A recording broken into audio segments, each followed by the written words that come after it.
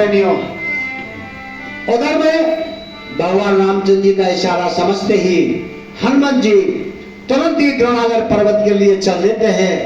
उधर में रावण को मालूम होता है कि हनुमान जी बूटी लेने के लिए जा रहे हैं, तो वो काल में राक्षस को समझा करके और रास्ते में बिठा देते हैं कि किसी भी प्रकार से समय निकलना चाहिए हनुमान जी को, और वो धोखे में ले लेते हैं। लेकिन उस काल का अवतार करते हुए हनुमान जी आगे बढ़ जाते हैं और द्रोणागिरी पर्वत पर पहुंच जाते हैं। तो वहां जाकर के क्या देखने लगते हैं हनुमान जी, और क्या बताया ऐसा?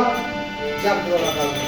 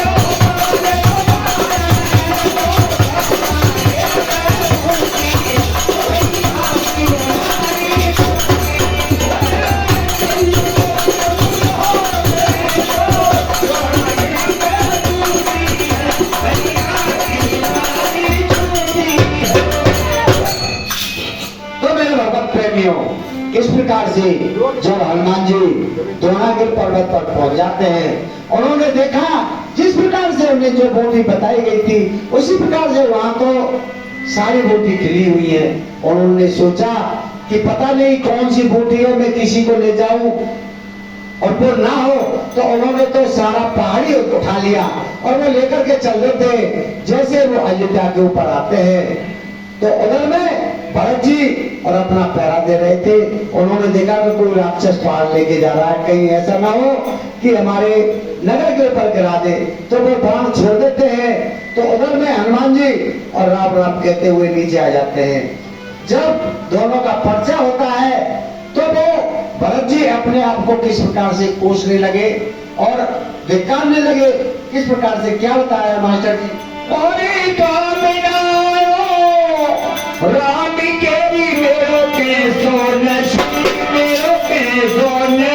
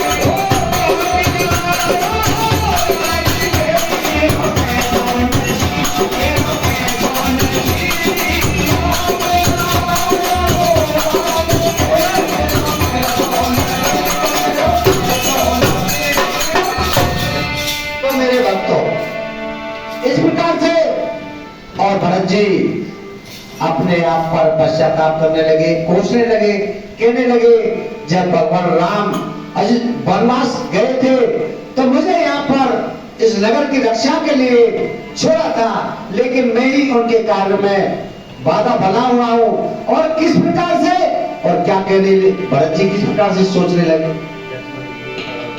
और लक्ष्मण पीरी बड़ो भाई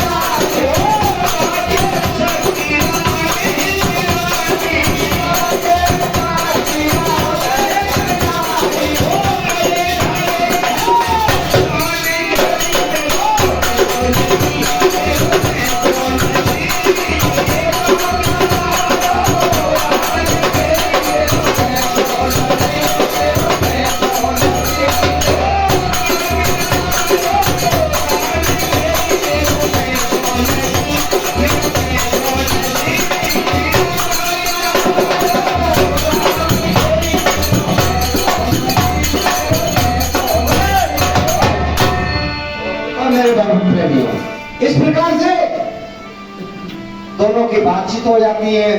हनुमान जी शारीरिक